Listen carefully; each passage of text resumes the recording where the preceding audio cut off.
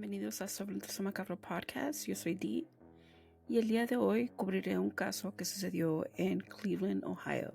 To leave a child for more than one day is a parent's worst nightmare. Yet, for one mother, she found it convenient to leave her 1.5-year-old daughter alone in a playpen for 10 days while she was on vacation.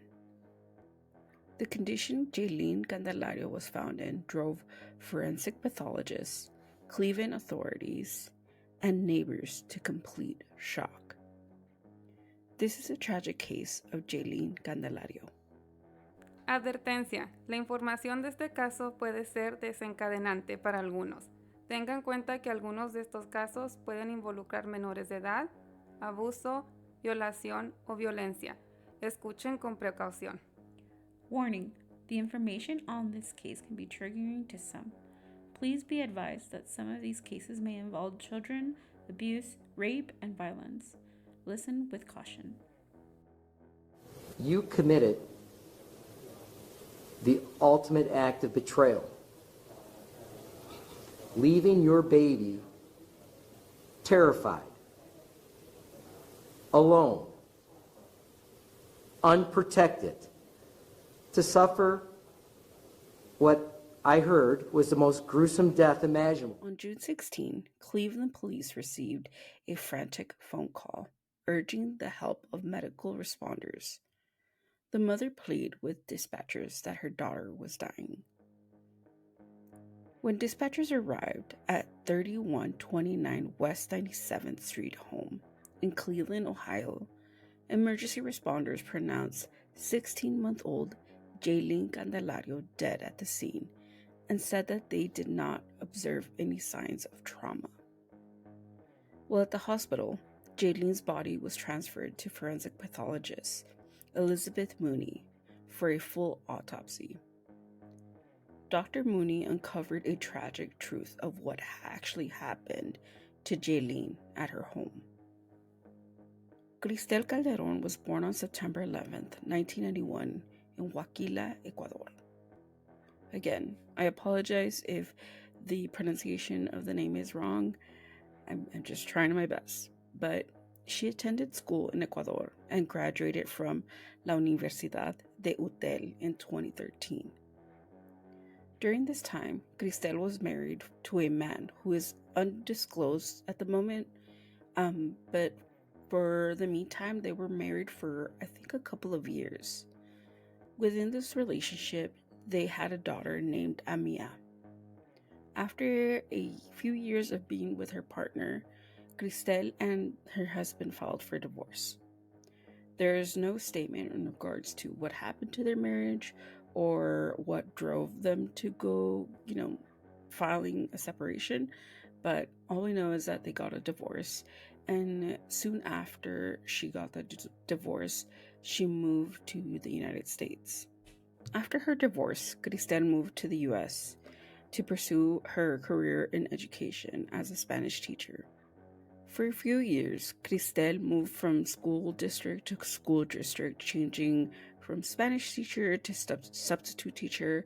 The timeline isn't unsure or why there was her constant moving within districts, but at the end, she ended up being a family resource specialist to the Cleveland Metropolitan School District.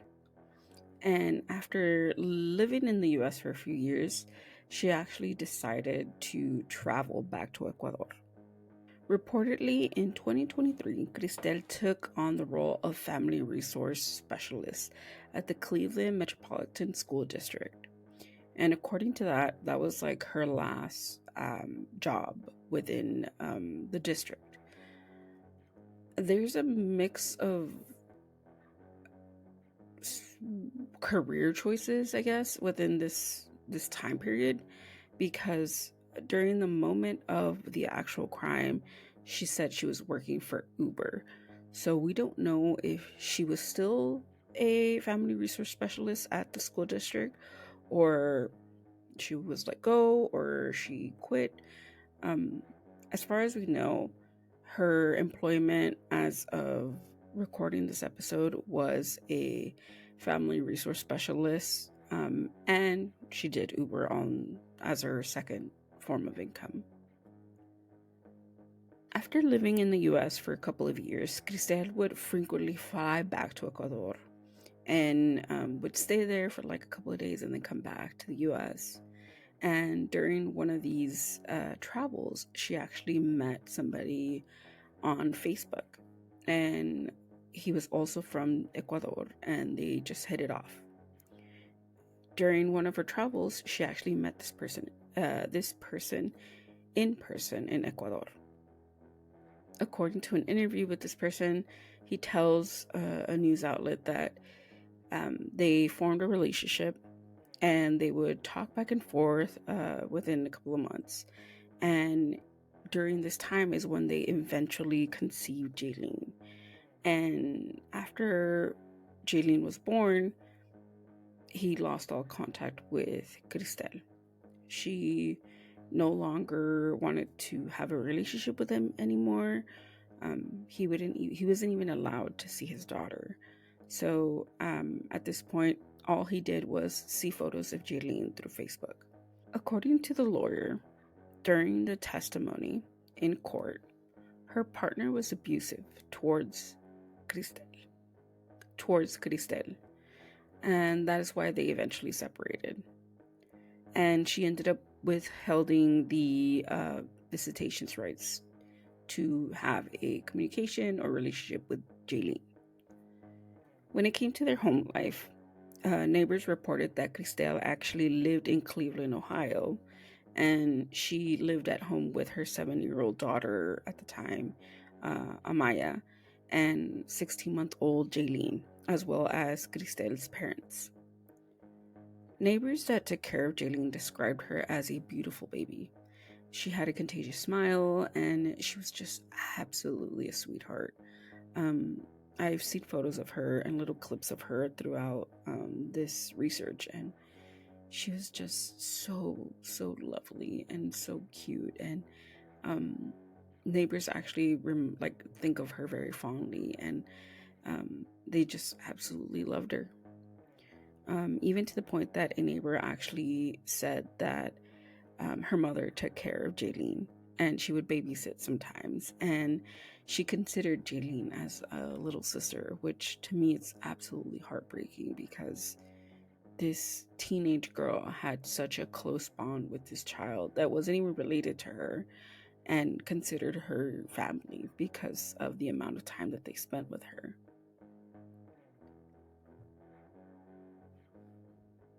During further investigations, neighbors also declared that they frequently took care of Jailyn for days, for weeks, and even in one occasion, almost a month. They mentioned that they would frequently call Cristel and ask her if she was going to pick up Jailyn and if she was going to come home anytime soon.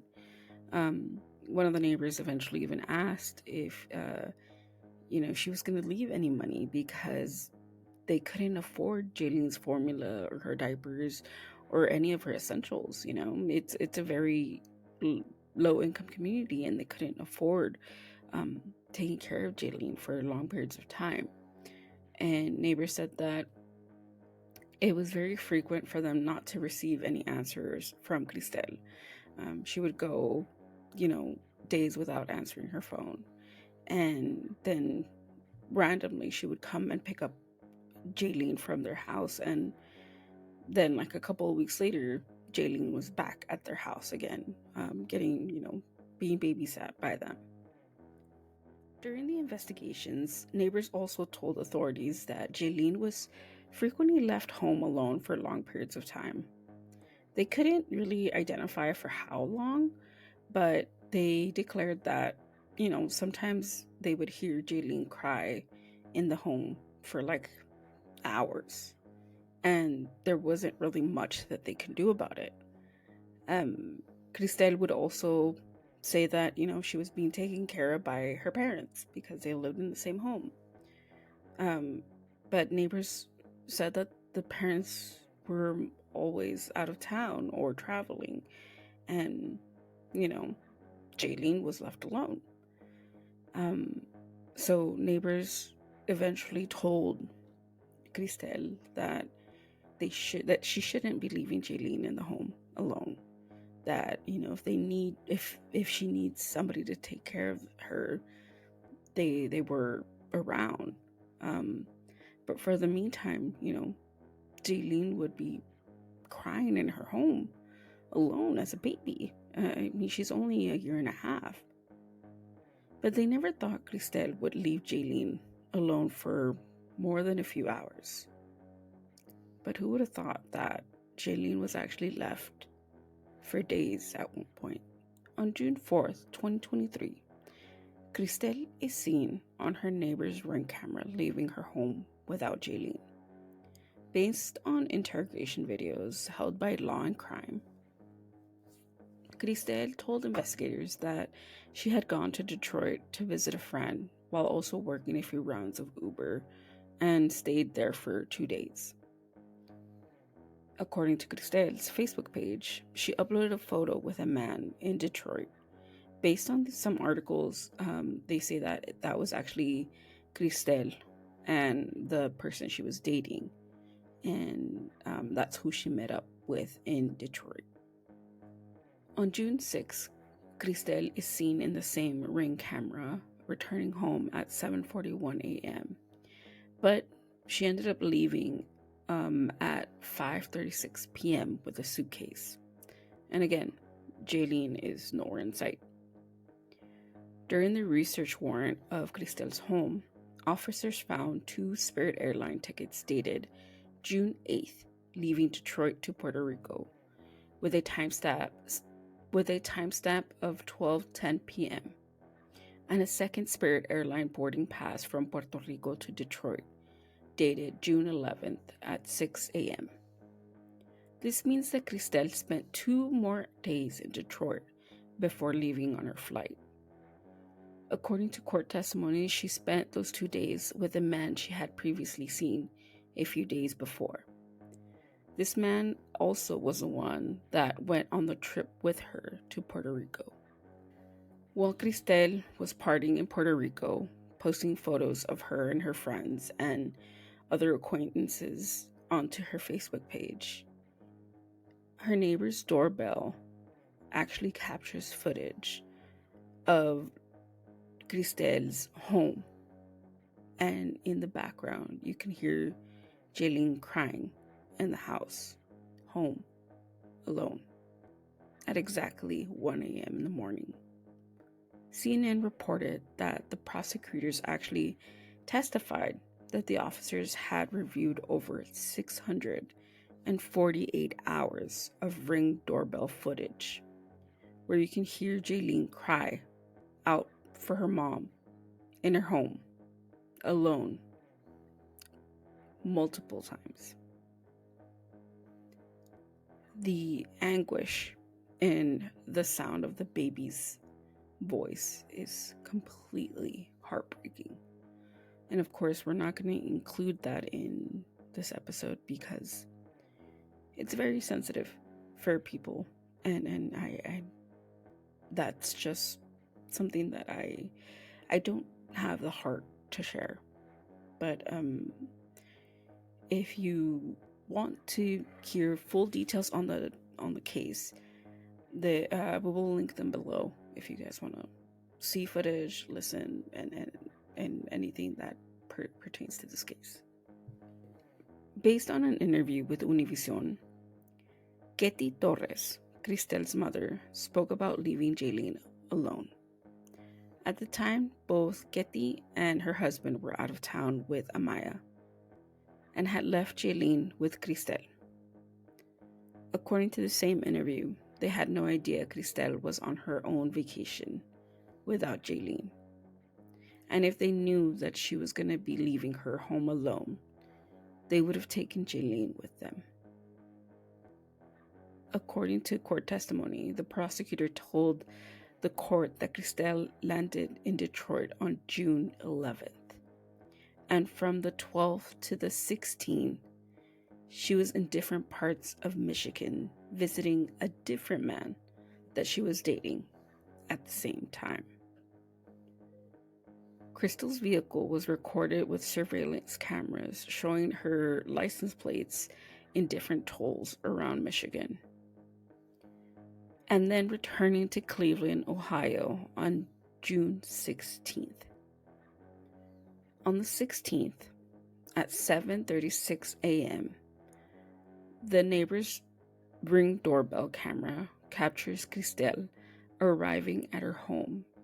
10 minutes after her arriving home, Cristel makes a frantic phone call to dispatchers, telling the dispatcher that her daughter is dying. Again, I will not include the audio of this conversation because it just feels so much rage. Just hearing the way that she spoke about her daughter dying is unfathomed. According to investigators, Cristel actually took Jailyn out of her pack and play playpen, cleaned her up a little bit, and then changed her clothes right before she made the phone call. According to the affidavit that the police made when they arrived to the home, they said that Jailyn's playpen was, quote, soiled blankets and a bottom liner saturated with urine and feces, quote. But according to that same affidavit, they didn't see anything wrong with Jailyn. They didn't see any foul play or any trauma to Jailyn's person, to Jailyn's body. After her death, Cristel talked to homicide detectives about what led up to Jailyn's death. On the body cam footage that the police had on while they interviewed Cristel, she told officers that she had seen Jailyn and that a week prior to her death, she was actually sick. She declared that Jailyn was actually vomiting her food and she couldn't keep any food or liquids down, and that she would cry out of discomfort. She told officers that she was losing a lot of weight because of the things that she was throwing up and because she couldn't keep food down. She went to say that the night prior to finding Jailyn's body, she had heard Jailyn let out a big scream, almost like if she was in discomfort again, but it was abnormal from the ones that she had heard the previous nights. She went on to tell officers that on June 16, she got up, took a shower, and then came out and tried to wake up Jailyn. She also mentioned that Jailyn slept for almost 12 hours. So she would sleep at 9 p.m. and wake up at 9 a.m. She told officers that she was a heavy sleeper, so she shook her a little bit to wake her up. But when she realized that Jailyn wasn't waking up, that's when she began to panic. She said that Jailyn never reacted to her shaking her, and that's when she decided to call dispatchers in order to hopefully revive Jailyn. 2 days after, on June 18th, Jailyn Candelario was brought in to talk to detectives about what happened to Jailyn again. During this moment, they confronted her and told her that they had actually found the ring footage of her car leaving Cleveland and not returning until 10 days later. They also told her that they found footage of her throughout Michigan from different toll cameras. This is when Cristel confessed and said that she was in Detroit from June 6th to the 8th and stayed with her partner David. Then she stayed at a hotel that she worked at, and then she worked a few hours on Uber. And then she was driving around the city, and that she couldn't remember where she stayed at. The interrogation went on and on. Cleveland Police Sergeant Teresa Gomez told Cristel to stop lying, to tell authorities why she never went back for Jailyn. Why didn't she bring Jailyn with her? Cristel never once made a cohesive sentence regarding leaving Jailyn in the house. She didn't look a bit remorseful or saddened about the idea of leaving her daughter alone. She didn't make any sense, and it just was really bizarre to both detectives and to officers to even understand why she would leave Jailyn in the way that she did. According to Law and Crime, 2 days after the discovery of Jailyn's murder, Cristel actually left Cleveland and went back to Michigan to visit a second man that she was dating. And then a few days later, Cristel was actually arrested for the murder of Jailyn Candelario. During this whole time, detectives said that she was surprised that they arrested her. It's completely shocking to see the complete and utter fact that she didn't feel one bit of remorse. In February of 2024, Cristel Candelario pleaded guilty to aggravated murder and endangering a child. Prosecutors declared that Cristel was tampering with evidence. She cleared and redressed Jailyn before the responders arrived. Forensic pathologist Elizabeth Mooney determined that Jailyn died from starvation and severe dehydration. Although Jailyn was cleaned off and changed into clean clothes, forensic pathologists found that Jailyn actually had feces in her hands, her feet, and in her fingernails, as well as in her mouth and in her teeth. During the initial call with responders, they believed that Jailyn actually had dirt in her mouth, and it was probably something that she ate from the floor, from the playpen.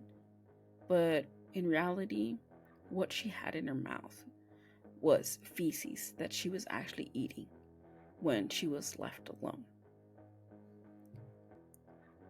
During her testimony, forensic pathologist Elizabeth Mooney tearfully depicted the details that caused Jailyn's death.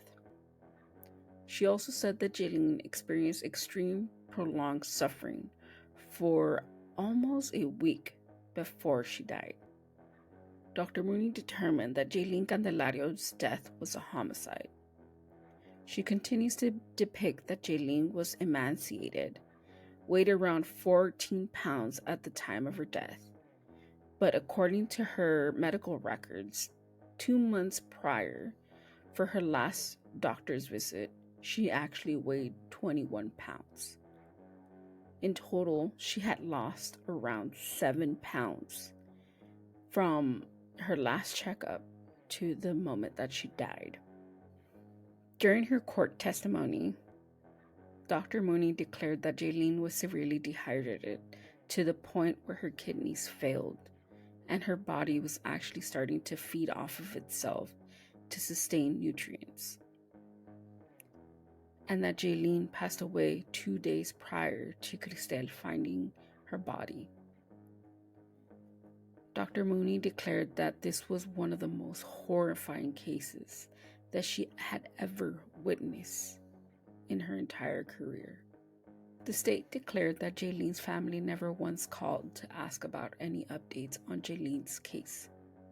Rather, they were more worried about Cristel's whereabouts, how long she was supposed to be in jail, and the overall case against Cristel. Both the Cleveland Police Department and the forensic pathologist took it upon themselves to be Jailyn's voice and give her the justice that she ultimately deserved. When it came to the cross-examination, Cristel's lawyer told the judge that for years Cristel had suffered through depression, anxiety, and with an underlying mental illness diagnosis during the time she was in Ecuador. But within the last few months, Cristel stopped taking her medication and started making very erratic behaviors and had dizzy spells and lost consciousness of what she was doing or where she was at.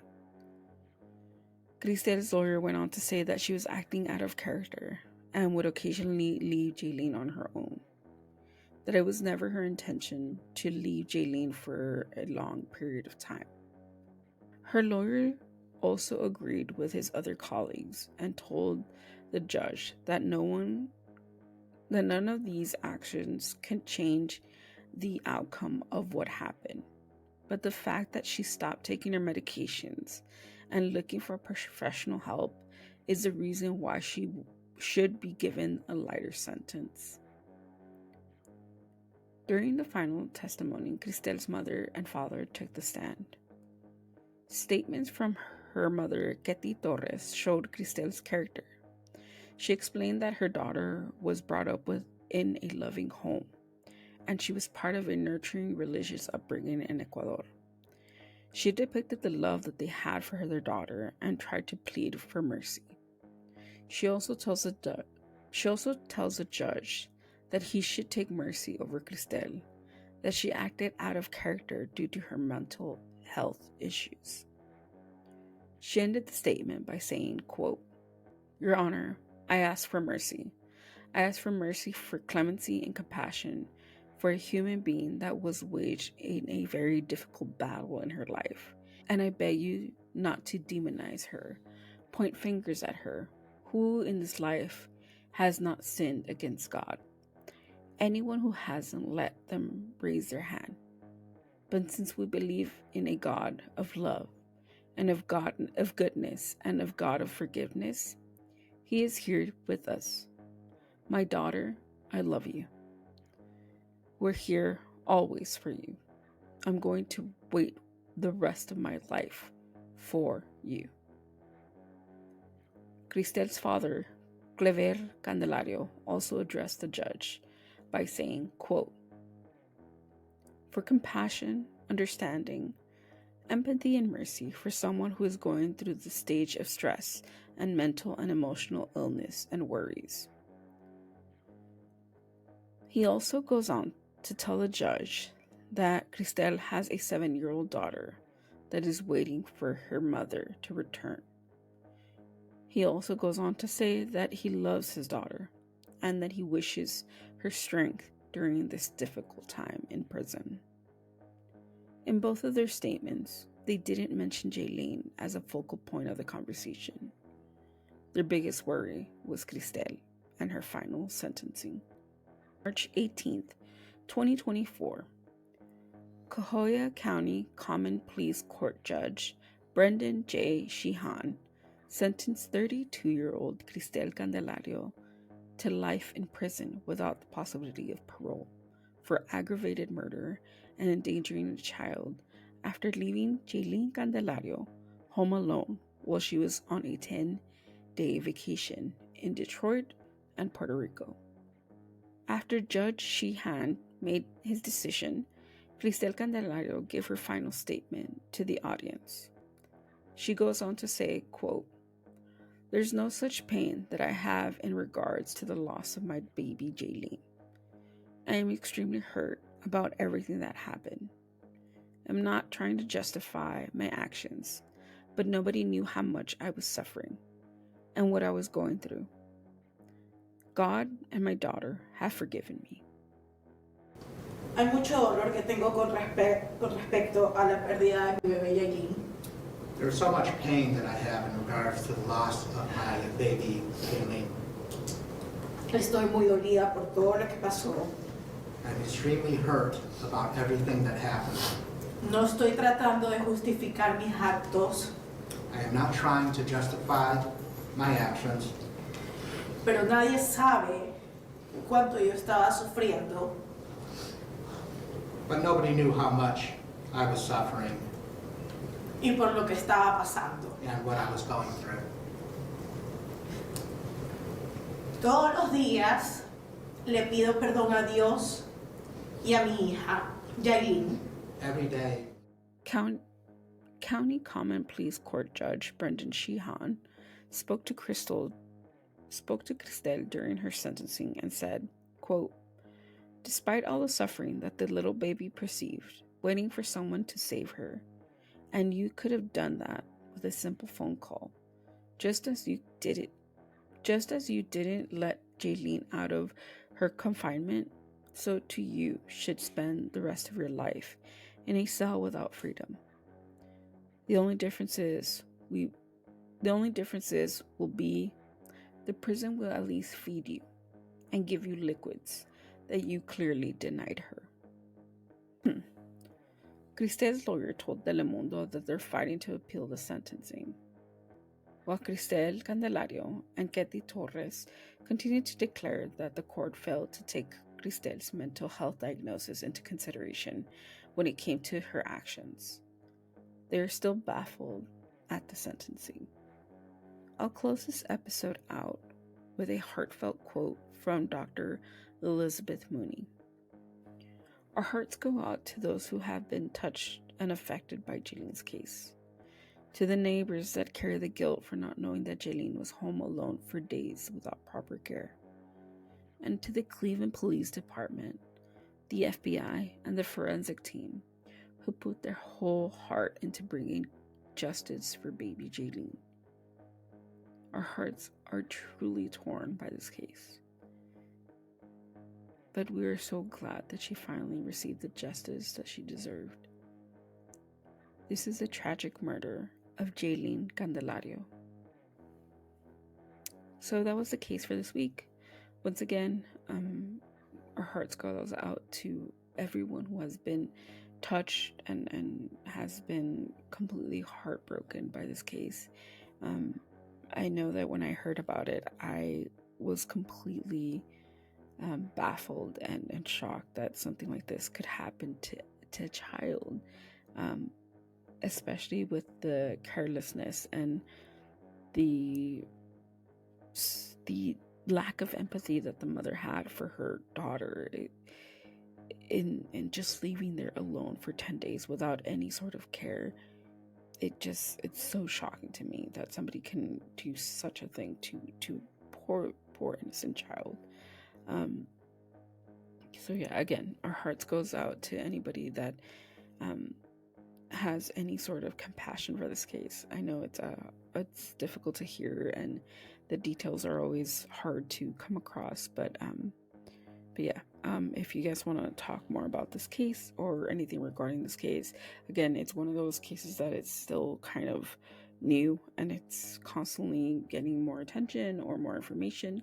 But if you have any opinions or any topics or anything to add when it comes to this case or any of the other cases that we've talked about, you can leave us a comment on our Twitter, or X as it's known now, on our Instagram, our threads, our Facebook page, or even our TikTok. Just type in at @SVSM_podcast, or look for us as Sumacaro Podcast on Facebook, and we should be the first ones to pop up. And just leave us a message, leave us a comment, and we will reply as soon as possible. And yeah, I mean, we're open to the conversation, and we truly enjoy reading your comments and your thoughts. It makes us really feel like a connected community. And yeah, sorry again, it's just me this time, but Ali should be coming back either next week, I think. And yeah, but she's doing great, and I'm pretty sure she'll leave an update somewhere in our Instagram stories. But yeah, we'll be back as a team next week, and I can't wait for you guys to see her again, because it feels pretty awkward to do these episodes by myself because I have nobody to banter with. But yeah, that's been the update. Thank you so much for waiting for us. I know it's been a little bit over a month. Even recording this was a bit weird and odd and different because I forgot how to do this, even though I've been doing this for almost 2 years. But yeah, thank you so much for listening, for supporting, and we're unbelievably grateful for every single one of you guys. So thank you so much for always being there, for being so supportive. And if you have any other suggestions on cases that we should cover, just let us know. Our DMs are open again. If you want to listen to the rest of our episodes, you can look for us on Spotify, Apple Podcasts, Google Podcasts. I think it's still available for maybe another week. Amazon Music, or wherever you stream podcasts. Just type in Sola podcast and we should be popping up.